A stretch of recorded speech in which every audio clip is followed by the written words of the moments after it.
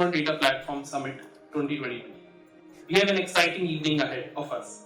But before we start with the panel discussions, a quick word on Lemnisk's Customer Data Platform. Lemnisk Customer Data Platform, led personalization and marketing automation solution, delivers superior customer experiences that results in increased conversions, retention, and growth for enterprises. Lemnisk has offices in Dubai, Singapore, Bangalore, and Boston, and is an ISO certified 27001 and 27080. For more information, you can visit on our website www.lemnisk.co. You can also email us at marketing@lemnisk.co if you are looking for a CDP-driven marketing automation and personalization this year. We will begin this evening with a welcome address. May I now request our CEO, Mr. Subra Krishnan, to deliver the welcome note.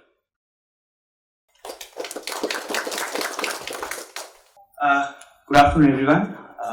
Sorry for being a little. I think Indian stretchable time is very much in effect right now. So we are having a bunch of people registering as we speak, but I think it's only fair that we get started now that we have a good number of people joining now, right? So, hello everyone. Good afternoon, and thank you for joining today's Customer Data Platform Summit.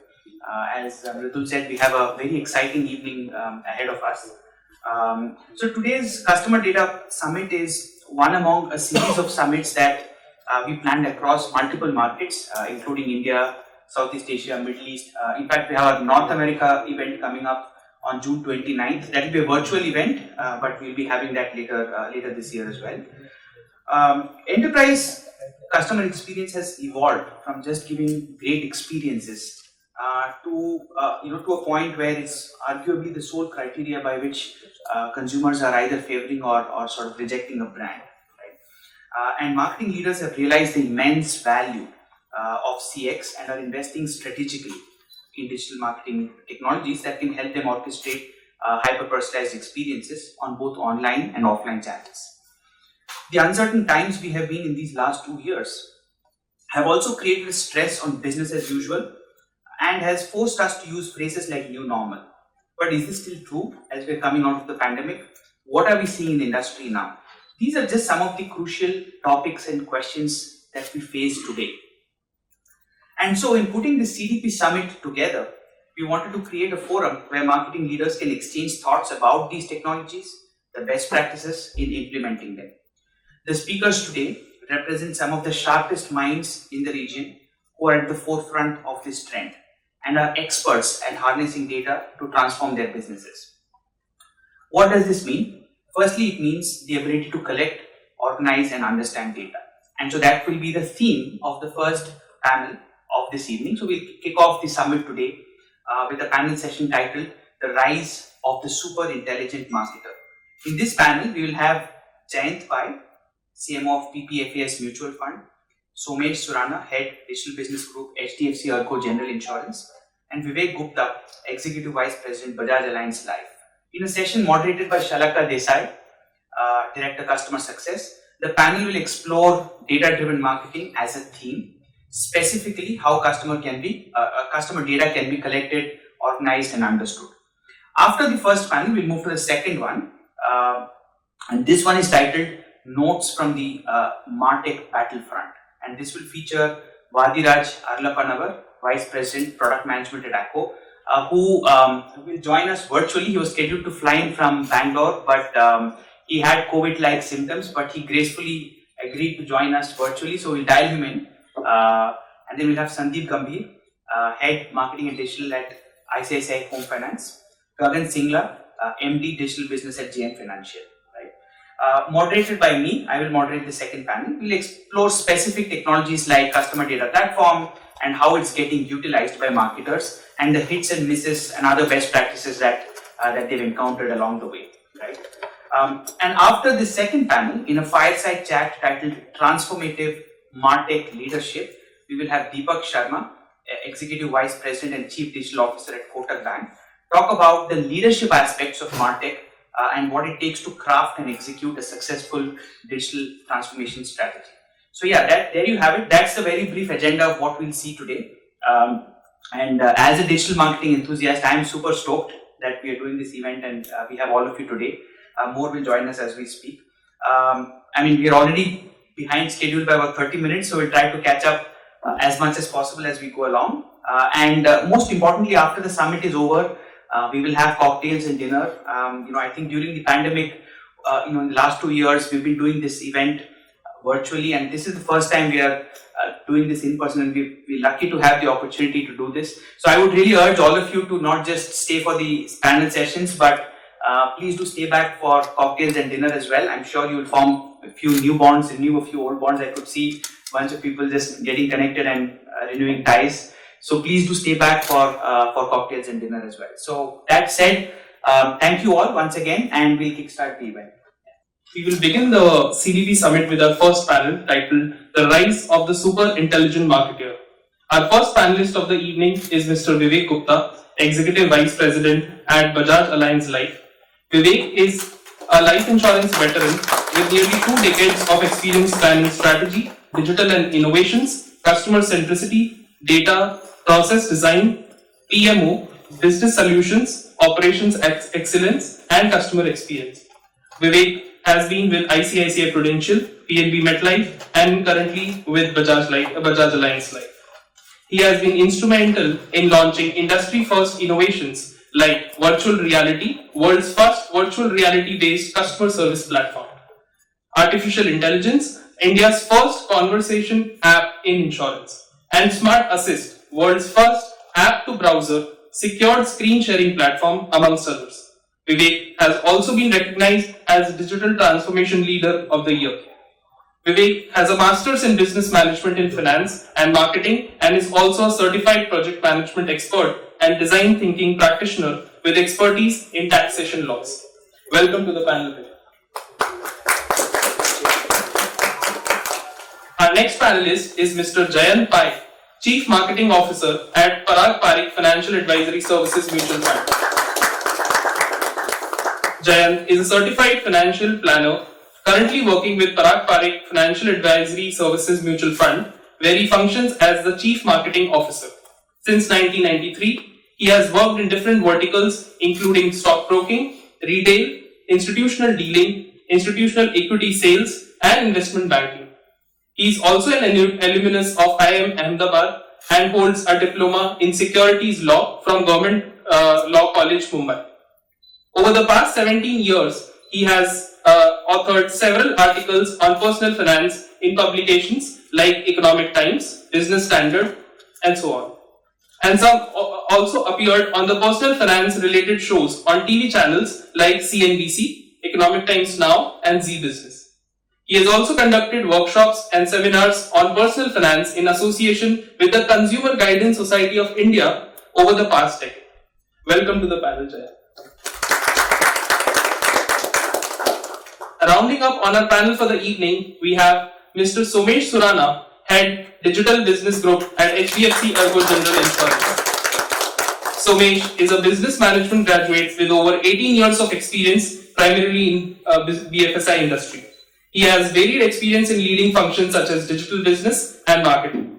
Somesh currently heads the Digital Business Group for HDFC Ergo. Over the last decade, Somesh has consistently demonstrated successful leadership in developing and scaling up business through various digital sales channels. He is extremely passionate about scaling up profitable digital business, and his mantra is do not settle for less, which truly shows in his passion to establish HDFC Ergo as a leader in the digital business. Before joining HDFC Ergo, he was associated with Barclays Bank, Kotak Mahindra Bank, and Ogilvy and Mather Advertising. Welcome to the panel, Somesh. I would now like to request Shalaka Desai, client partner at Lemnisk, to moderate the session and take the proceedings ahead. Welcome, Shalaka. First of all, very welcome to all three of you, and thanks for joining us for the panel today. So just to remind everyone, the topic of the first session would be Rise of the Super Intelligent Marketer. Right? So we'll be dividing this session into 3 key themes. One would be customer data, customer insights would be the second one, and then the third one would be innovation and AI, ML, etc. Right? So these 3 topics are just the guiding themes, I would really urge you guys to go beyond this as well, right? Yeah, so the first question would be, as I mentioned, around customer data, right? So customer data has, in the last decade, really become this most critical currency of customer experience as a whole, right? So do you guys have a framework in which you guide your teams to sort of organize and activate customer data? And I'm sure this has been organic. Along the way, you might have had many hits and misses and all of that, right? So we would also like to hear your experiences as you arrive to this framework. We can actually start with you, Vivek. Okay. Go. Actually, very apt question. We are at a CDP summit, so I think data is the first thing we should talk about. In fact, on the sidelines when we were discussing, data and digital did come out key themes currently. But I would just like to add that it's not just customer data availability which has started over the last few years. It's actually three areas which is seeing a considerable growth, and that's how it's defining how organizations work. Number one is explosion in customer data. We see everywhere. We are currently seeing, right? And take anything. So we were just discussing over lunch. Now the hotel knows that where I stay. They have my Aadhaar details. They know what food I have, and they know what are my interest lies because they know which place I am going for a conference. So that's a customer data. Now if they can utilize it, it's well and good. Or it can go waste as well. Second thing which has also changed is growth and commoditization of analytical solutions. So what I mean by that is that now it is commoditized. So I can have my basic analytics also done very easily. So we were just discussing prior to this, just at start of the workshop, one of the analytical solution, there is a paid one and there is a free one. The free one gives me much more detail which even we are not utilized. So how, that's second point which enhances the first one. And the third one is the lowering of cost of the tech part as well as the storage part of this data. So you can store trillions and trillions of data at a fraction of cost what you used to do previously. So all these three is now resulting in organization the way they are thinking and behaving. And just to take an example of maybe a mobility solutions, you see an Ola or Ather, they are not calling themselves a two-wheeler company, but a data and a tech-driven company providing mobility solutions. So it's changed. Everything is changed. And organizations which have been established earlier, naturally they are at a disadvantage because they have their core systems, they have their multiple ways, and their structure is defined not in way to be agile for them. But the new age technologies, new age organizations are working on this aspect. So one way which we do here is to use a way of doing is extract, transform, and load. That is a ETL solution of data which we use, where we extract the relevant information, transform it by doing sanitization, by doing deduplication, everything, and then load it for specific targeting. This has been one of the ways how we do it. We do it across customer lifecycle, this usage of data, and that becomes a key. While doing this, there have been multiple hits, multiple misses and few hits, if I have to say. So we have been using this for the last 2 years, and I'll just elaborate. I'm sorry for being a long answer, but I'll just elaborate how actually it works. So for us, it's an insurance industry. And insurance industry is not something which, is a very frequent customer used aspect. Nor मैं सुबह उठ के सोचता हूँ कि मुझे grocery खरीदना है. It's not a top of your mind, but it's actually top of your need, but not on top of the mind.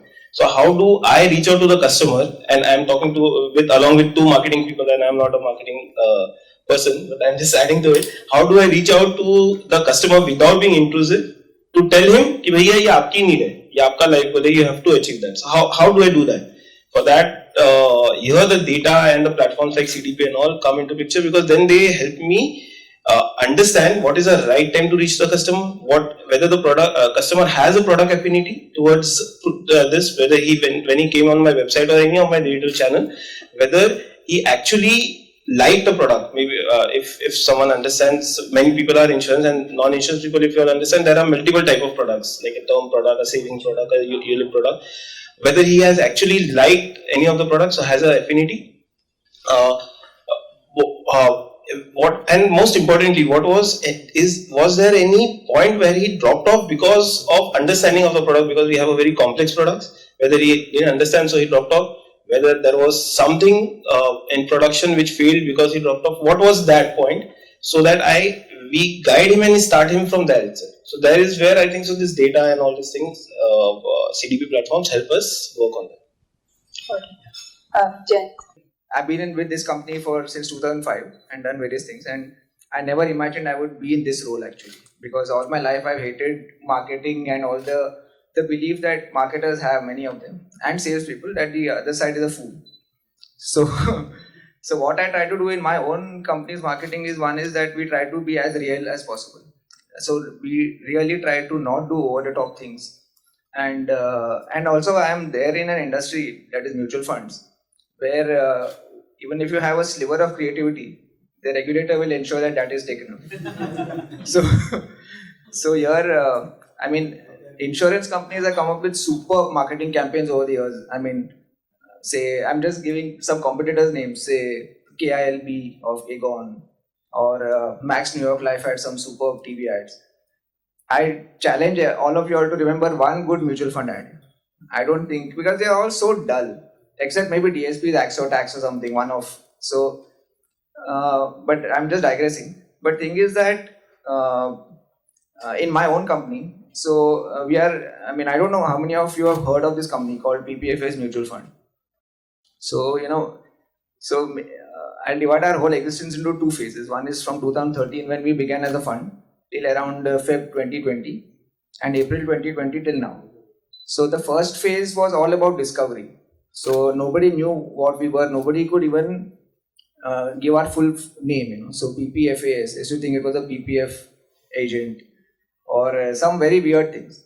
And so second is with regard to the technology to help us. So for instance, we are actually a 40-year-old company in different forms. So in 79 we began, and as a broker, as a portfolio management company, and now we are a mutual fund. So since 2007, we have been doing Google ads. So because we felt that was one way of reaching out to new people and in a cost-effective way. So even today we are, that is our primary way of reaching out. But today with more funds at our disposal, we are doing other stuff also. So with Google, people are familiar. So the way you create audience lists and the way you use it is the same, like nothing much has changed. The best part is that for small companies like us, Google tends to do a lot of the heavy lifting. So for instance, when I met Arjit for CDP, so that was the first time when I met somebody for CDP actually. So things like CDP and all were never there on our horizon. Whatever we have experienced with Google and the AI engine and all that, which is good enough for small companies like us, I think. So, but going ahead, as cookies are being phased out and all that, so we will have to think of new things. But I think increasingly data privacy, and that is what is going to come to the fore, because it's so easy to opt out now. So for me, not for me personally in that sense or as a company, because we don't really spam people. But this is going to be a big challenge on how to. But the flip side of it is, as our own base increases. So today we have around 25 lakh folios. So that itself, so the first party data that we accumulate, that will be in what I have envisaged is, that's where the CDP also comes in. That's where that will be the base for our next round. And so shooting in the dark will be less and less, because it is not advisable also, and it will be more untenable also. So basically today we are at a stage where there is some segment of the investing population knows about us. To reach the next level, or the people who are untapped, perhaps I will use some old-fashioned methods, like just simple, say, billboard ads or something, or at railway stations or something. So technically, that is not something I can measure, or where I can, say that this is superior to that. But basically, a mix is what is called for. Since inception, we have been doing mainly online stuff. One, because when so-called measure it, and second is we can stop it if it's not working. Okay, but with say online, I mean with out of home, once you invest, you can't pull it back. But like coming to misses, I think that is one more misconception that people have, that online is completely measurable. So one is the fraud element. You have all sorts of false clicks and all that, bots and all. Second is the way Google or Facebook or anyone measures success is often different from what we term as success. So for instance, suppose I want people to do end to end, like come to my online ad, come to the landing page and finish and create the folio. Often Google does not really, I mean the so-called thank you page or the, it doesn't really match with that's what we have been seeing over the years. So we have to do our own homework after that to really know whether the ad spend is successful or not. Somesh. So the drawback of being the last is that most of it has been spoken by them. But I think a couple of things that I just want to touch upon briefly. Data is important, and especially to build a digital business today, data is the most important thing to do. But most important from my perspective, like you've asked whether how to organize, I think the biggest challenge, I mean, my co-panelists talked about what are the benefits of having data. You can reach out, there are personalization that you do, or the fancy word hyper-personalization that you can do. But the important thing and some of the challenges that all of us as industry need to solve for is that, and especially I am talking about the bigger organizations and the legacy organizations, where there are multiple assets or applications available. Most of it has been worked on in, probably I can use a word, silo, or different people have worked on different things, right? So the most important task that most of the organizations need to look at, and where CDP will play an important role, is to stitch all of these applications and the data together to have a one view. Only then you will be able to provide an experience to the customer which is more something that they will appreciate about. And I think the newer tech companies, like he was talking about, even Ola today call themselves not a cab booking company, but a technology company who also does this. And Uber also calls them a technology company who does that. There are so many insurtechs who are technology companies who happen to sell or distribute insurance as well, right? So most of them are more agile in comparison to probably the legacy companies. And I think platforms like CDP will definitely help in providing this one view. Now, once the one view is there, then what do we do with that data is something that marketeers and the business guys and the product guys need to sit together and think of. There are multiple use cases that I can talk about in our insurance as the product category. There are multiple use cases which is outside of insurance as well. And one of the most important things that we can think of is obviously personalization and hyper-personalization. And when I say personalization, it is not only restricted to communication. Somehow what I feel is most of the guys feel that, okay, if Somesh is coming to my website or mobile application or any other application, I will show him a different creative. And if Shalaka is coming to the same application or website, we'll show another creative, and the job ends there. I think personalization to an extent of the proposition to be shown should also be different, because I know where he's coming from, whether he's an existing customer or he's a new customer to me, what are the characteristics or persona of that customer, and I can have cohorts and the proposition also very much similar to that.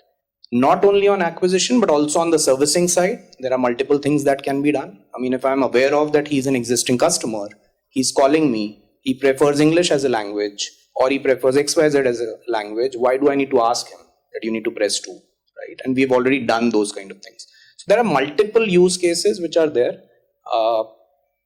But like I said, the bigger challenges, and most of the organizations, and we were talking as well before we started, that while we have started this journey, we are still, there is a lot that needs to be done for that one view of the consumer. And especially categories like ours, there are other challenges as well.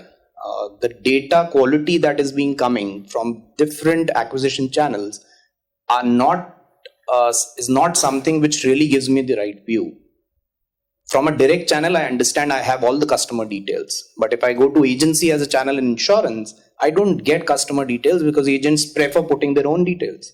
And hence, even if I want the one view, what do I do with that data? Because that will not give me the right information or the right insight that is coming in. So there are multiple challenges which we as industry, marketeers, business people will have to solve for. But yes, this is the way forward. This is something we'll have to do otherwise if we need to survive. So really great points from all three of you, and what you've said, Somesh, regarding personalization, not just being that you address people by their names and show a different creative, but also recommend a different proposition, right? So to do that, you really need insights, right? You really need to know we have a knowledgeable outlook on what to propose to whom, right? So that brings me to the second topic, which is on the theme of customer insights.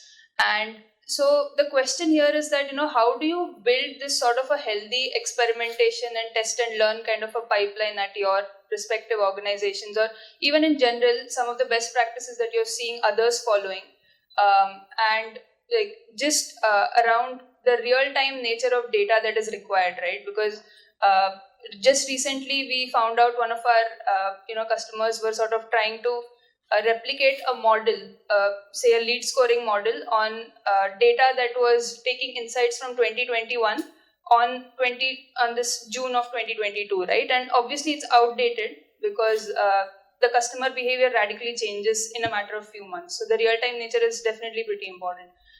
So I would just request the three of you again to just talk through what your approach is with respect to customer insights. We can start in the... Give the opportunity to Somesh. Let's go with Somesh. Thank you. So I think very important point that the insights that we get from the data, and like you rightly said, it's important to kind of not only have this data and big data we've been listening to, but have meaningful data is all I would say. And that meaningful data should then result into meaningful insights, which marketeers or business teams can implement it flawlessly. One very small example that I can give, that a lot of people do A/B testing, a lot of people do drop-off analysis, a lot of people pull data and probably give leads to their call center. Like you rightly said, are you doing something which on a real-time basis, are you doing something which can then result into better business, efficient business, business at a lower cost, or a profitable business? It definitely can be done, but are we doing it in the right manner is the question that we need to ask. All the marketers and the business guys need to answer that question. For example, many people that I speak with, all they say is we generate leads from SEO, SEM, we generate leads from affiliates, and we pass on those leads to the call center. Are they really looking at the data which can be looked at on a real-time basis, where that customer is coming from? We go to an extent where we also see what time the lead was being generated and am I getting the kind of conversion. If a lead generated between 3 to 5 p.m. is giving me better conversions, do I need to put my best caller between 3 to 5 or the leads that are being generated at between 3 to 5? And hence, it's not only collecting the data or deriving insights, you need to implement those insights in a manner that you can do all of this on a real-time basis. Likewise, on the drop-off analysis, there are multiple use cases that can be looked at from a drop-off perspective. Either you talk about new business. We, for example, on two-wheeler and travel, absolutely there is no assistance that we provide to any of the customer who come on my website. It becomes very important for us to understand in such scenarios, because in other products, at least my caller is calling and completing or assisting the customer to kind of close the sale. In case of travel and two-wheeler, these kind of analysis and consumer insights become even more important for us to solve for, so that I can then finally improve my efficiency or conversions when it comes to finally converting to the sale. And last but not the least, somewhere most of the times people do analysis and then they use that analysis or that learning, like you said, for years and years without re-looking at the data or revalidating whether that insight is absolutely correct or not. So for example, on travel insurance, one of the consultants came and told us, you need to call within a minute and you will see jump in conversions by 40%. We did that. I could have followed that till today. I've stopped doing that. My conversions went up by 70%. Right? So it's important to revalidate because consumer change. We were just talking 2 years back when I used to go and talk to my digital partners, insurtech partners. They used to fight with me that why don't you provide us people at our branches? I was the one who was saying, no, I will not provide you. You need to become digital. Post-COVID, they themselves realized that without having a person as well, they were being able to sell all the policies. Right? So there are certain things which change faster than we expect them to change. And hence it's very important that one, like you said, real-time data has been looked at, consumer insights are being looked at and revalidated again and again. And you need to implement in such a manner that can benefit the business and the organization on the overall basis.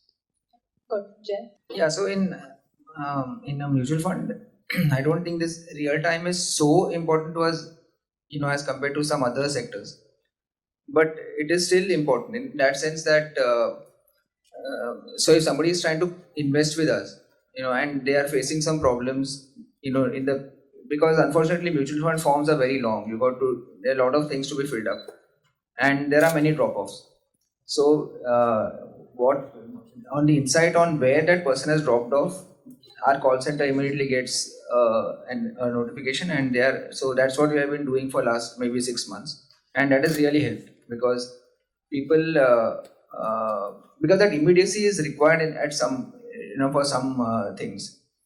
But otherwise, my main motto is like how Google is don't be evil. My main motto is don't spam. Inside, so the first party data that we have, that is the foundation of all my marketing so far. So for instance, we offer a product suite of only 4 schemes. So I know based on what I see that if somebody has a particular scheme, I will not send them a communication saying that please invest in this or add it to your folio because already they have it. Similarly, in a tax saver, there's a limit of 1.5 lakhs under ATC.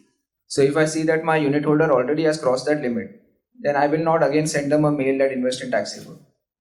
So these are some of the things that we can do in a very simple way. So you don't really require a CDP and all for that. You just need to have common sense and put yourself in the place of the customer. Because if you keep on sort of sending communications which they really feel are not relevant to them, they will treat you just like some other sort of provider.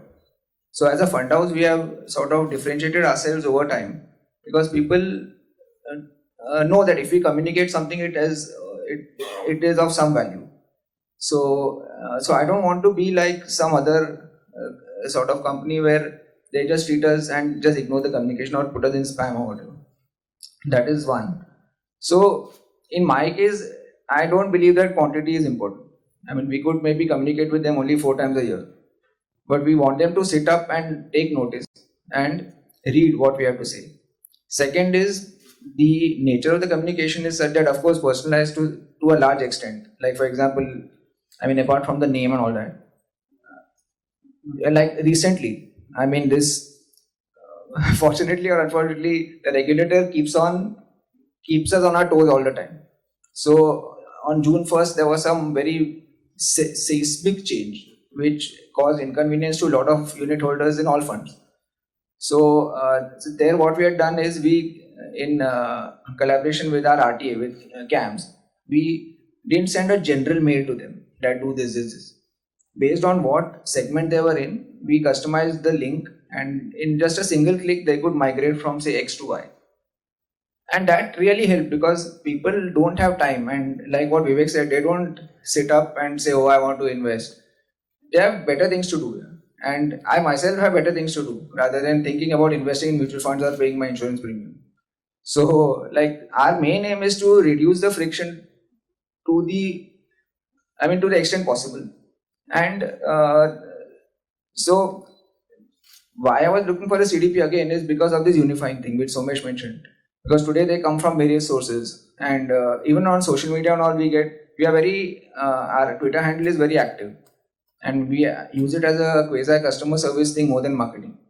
So that has also helped us get us a lot of leads, because a lot of people are happy with the customer service offered by the Twitter handle, and they, through word of mouth, we are this. So that also acts as a source of leads. But often I won't know. So because again it's in a silo. So I mean I could give that thing to my sales team or whatever. So the CDP will definitely help to reduce some of the angst at our end, and so. But even after it comes, I will definitely not increase the frequency and keep on spamming my people. So the main thing is that overall financial service providers are not looked upon kindly, whether it's banks or whatever, insurance. So I mean, as a group we should try to ensure that. I mean, for example, if you get a mail from Zomato or something, you'll at least feel like opening it. But getting it from an insurance company or a mutual fund with the same old messaging, it, even however personalized you make it, the basic thing is that it is not an attractive sort of area, or it's not something which is so there's no pull factor here. We got to push to some extent, but we should not push so much that they get put off. So that's what I have to say. And which scheme should we invest in? Okay. Yeah, Vivek. Oh. I can't do without a disclaimer which will go on to 5 minutes. So I don't want to. You know the disclaimer. Mutual fund is subject to market risk. People do only that. The problem is that I ask any school child, they'll know this 14-word thing. So when I go for this consumer guidance thing, in colleges they'll know only that. They don't know anything about the benefits of funds. Unfortunately. Alright. Yeah, so some very good insights, but I'll just add my bit to this.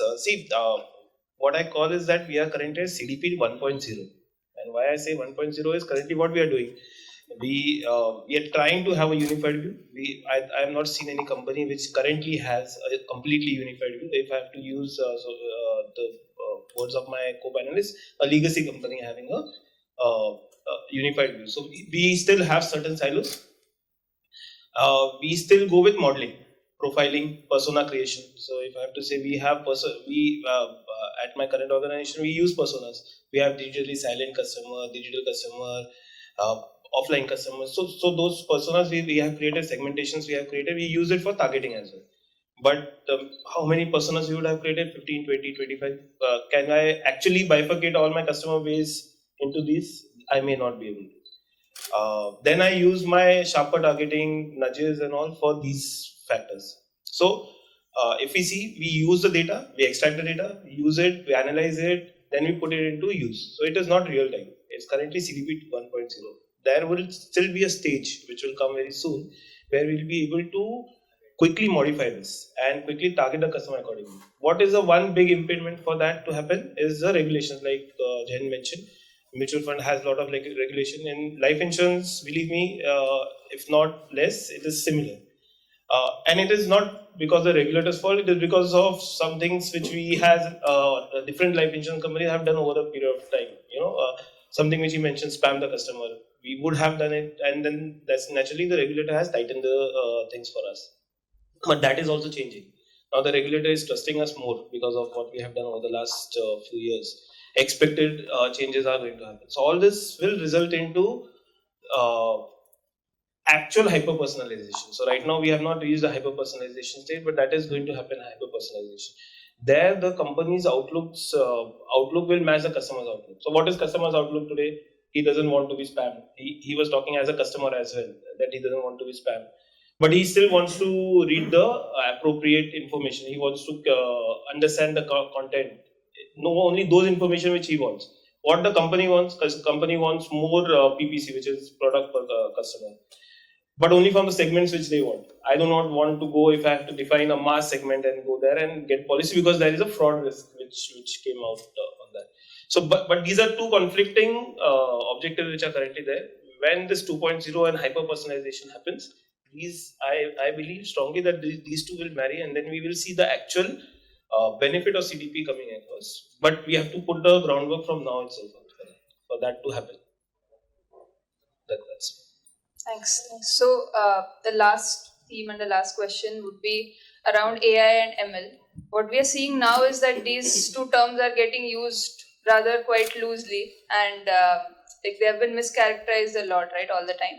So, within your individual experiences and the kind of practices you're trying to put up at your organizations, how do you focus this discussion around this? And when do you say that this is something we should do now? This is something that we need not entertain at this point of time, and so on. Again, whoever let wants. Jayant speak this time. Okay, yeah, sure. No, so frankly, we don't do any AI in our thing. I mean, we are reliant on Google for providing us suggestions, which then we could filter out. But we don't start at the inception. We don't have the capability of doing AI. And today, there are ultimately we'll have to partner with somebody. So rather than reinventing the wheel. But equally important is so forget AI. I'm just talking. We just changed our CRM recently. So we were with somebody else. We moved to Salesforce. The kind of problems that we are facing is something I could not have envisaged. It looked very tempting and it's a very powerful software. But what is happening is the legacy where we were the old one, which we were using since 2007. When we migrated, there were a lot of hassles.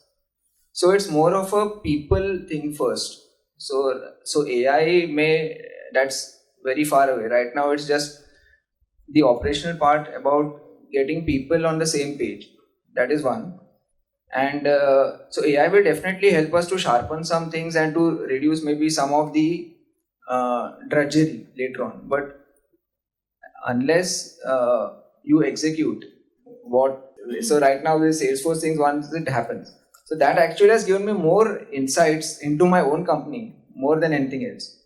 So the call center, for example, then the sales team, they all are just operating in their own worlds. So I'm happy because of this thing. Like today only, just before I came here, I was tackling something which I never even imagined would happen. So these things are something which we'll have to, and my company is so small. I mean, I'm sitting in between two giants. I can't even imagine what sort of problems you all face because, I mean, it's just inconceivable. So I can just say the CRM problem we also face. So I think we have to take it one step at a time, and but certainly a lot of the grunt work can be done by AI. And so just last week in the Economist, there was this thing about foundational models, about how we'll have to use less data in future to get the same results. So all these things will happen and they'll evolve, and all these things are, I think, going to help both big and small companies in whatever we do. As of now, I don't have any real view on this, but I know that, see, any buzzword will always be, it'll be done to death. So, I mean, management consultants come up with dozens of buzzwords, they all have their life and then they die. But AI and ML is not just a buzzword. I mean, it's more of a foundation for many things. And see, already it is there in our life. So it's not like it's only there in the books. I mean, whether you say, so the narrow AI, which is Alexa and all that, we already are used to it. And so there is a saying which I read long time back. So every technology seems magical until it converts itself into an appliance. So even TV, radio, all these things were magical at one time, transmitting words over the air. But today everybody has got so used to it, even a refrigerator or something. So all that AI and ML will also be like that only, and it's already happening. Now how you will harness it and use it in your business is to each one of us. So it's just a technology or a foundation. So, but I think ultimately companies will have to rely more and more on specialists. So whether it's because everything they cannot do in-house. So the quality of the partner, I think that really. So today morning only I was seeing this webinar on how Washington Post has they have teamed up with this company called Action IQ, and how they have sort of, it's still early stages, and there was a sort of marketing element to it. But it's worth seeing that webinar because a lot of the and that's a really legacy company. I mean, their legacy multiplied by 100. So the way they have adopted to this new regime is something which is inspirational. I mean, for small companies like us. So so AI is something which we'll have to live with and which could help us, but we got to filter out all the fluff. Thanks. So when Jayant was mentioning AI as buzzword, it actually created one incident which I just remember. My first brush with AI was around 6 years back when I was working on a conversation bot. The tech partner positioned it as to be conversational, completely AI, and we started working on it. But over a period of time, we realized that it is actually not AI. We were manually feeding all the information to the bot, and the crux of conversational AI is intent recognition, the NLG, NLU part of it. It was completely missing. That was around 6 years back, but I can truly say that from 6 years back to now, there has been a sea change in how AI works, and I have seen it myself across products. And it's still changing, it's still evolving completely. He mentioned about Alexa, it's part of it. So it's changing. AI is changing completely. Just take an example in practical life and how AI is helping the decision making. Take example of sports. We all watch cricket. हम लोग ने office bunk करके IPL भी देखा होगा अभी बॉम्बे पूना में ही था. And if we see that, we'll see that in two areas, AI and data has changed the decision making completely. One is previously there was only coaches with a lot of experience, 20-25 साल का experience वाला coach is a better coach than a 5 years experience. International वाला is better than national.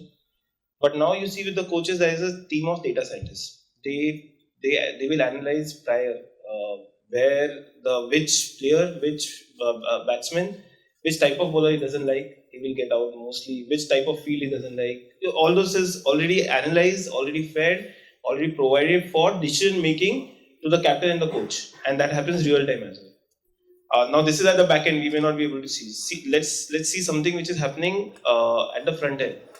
Empires. Previously there used to be 2 empires and the third empire भी आ गया, but वो भी कुछ नहीं, video footage देख के बताता था जब उसे बताया. Now the third empire is equipped with hotspots, Nicometer, ball tracking, etc. By the time someone gets out or the empire says and it goes to the third empire, within 2 minutes the data analyzes completely with the analytical model and says that okay, what is going to happen, whether he was actually out or not. That's debatable whether we like it or not, but the decisions are being made on that. So we don't realize, but decisions are being made. This is AI or ML, whatever you want to call it, with this. Now, important part here is that how do we embed into our systems, and which is currently happening. So I don't see any, especially a financial organization, relying completely on AI for decision making. But we are seeing changes in that. What AI and ML and all those are helping in decision making is providing content and providing information to the decision makers to take decision in real time, and that is something which is a important aspect here. In fact, I was just reading, there was a Gartner study which stated that 65% of the decisions being made by business have become more complex than that they were before, and those can be taken by AI. So that's something which is there. What we have started in Bajaj's life is we just don't look at AI/ML, and AI/ML is very simple, relatively simple to look at only a customer chatbot or those areas, because those areas customer is already there with you. You can explain, and the permutation are relatively simpler. Here we have started using it for whether it is claims, whether it is investigation, fraud, underwriting. And tools like speech analytics and all, those are also happening. I still remember around 6-7 years ago, we experimented with speech analytics, but it was not ready. Maybe it was too early for that. But now we are actually doing it.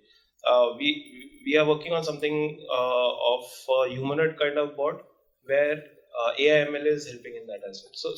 So these are the areas where actual practical implementation of AI/ML is happening. And my firm belief is that over the next 2 to 3 years, we will see implementation, a much more implementation of AI/ML. It will not be something like वो हम movies में देखते हैं ना robot में चिट्ठी आ गया उसका ऐसा implementation. So that is the extreme of it. It doesn't happen that way, but we will practically see decision making in the boardroom by AI provided information. Yeah, any final thoughts before? I think we missed his mention. Yeah. No.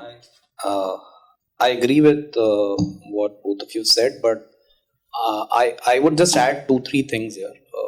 For me, AI ML could be mischaracterization or overhyped or whatever we call it.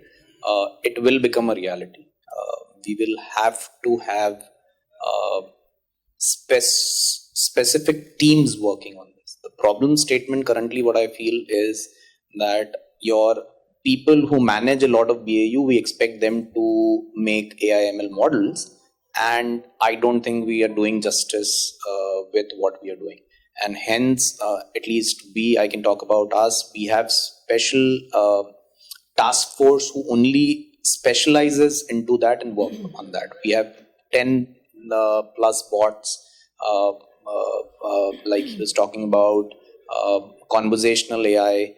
We need to do machine learning on a regular basis. We need to understand consumer psyche. Every probably 10, 15, 20 kilometers, the dialect change. And even if you want to implement a voice bot, or if you want to implement something, you need to understand what a consumer wants, right? And we've done experiments where we have used an application. We are now hearing those people talk about, and then we are making the machine learn over a period of time so that we get the right set of results that we are looking for.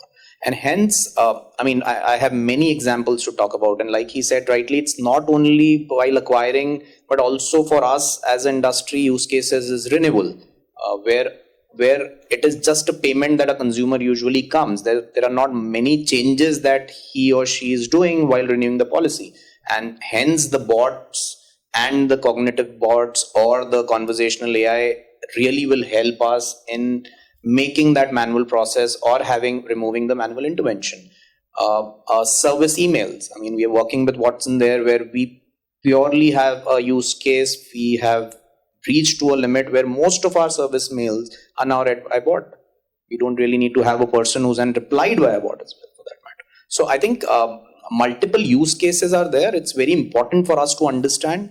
How can I forget? All our self-inspection. There is a vehicle which expired. We have a break-in. Earlier, a surveyor used to go do everything. We now ask customer to just make a video, send it to us. And most of our self-inspection are now looked by AI, and we have done machine learning, and all our cases are approved within seconds or minutes. And the accuracy is excellent. We've reached to a level where the damage in your vehicle can also be looked by AI and ML. So I think there are multiple use cases. We need to break it. We need to have the right set of people working on it, whose day in, day out job is doing that. The problem, I think, what most of the organizations or the legacy organization do is that one person in the IT team or one person in the digital team will probably be managing it along with the 10 things that they're doing. And then they say these are overhyped words and we've not been able to deliver. And then the second most important point for making any machine learning or AI platform is the right data that you feed in. Like I said, I can talk about our industry. We are not feeding in the right data and we are expecting the results to be there. So these are the problems that we need to solve for, and it will be a reality that we'll have to rely on AI and ML. So some excellent points and examples from your organizations. I would like to conclude this panel here. Thanks each of you for this, and I would like to invite Rinku Ghosh, who's our Chief Operating Officer, for handing out tokens of gratitude to the panelists. Yeah, thanks. Thanks. Thank you so much. Thank you.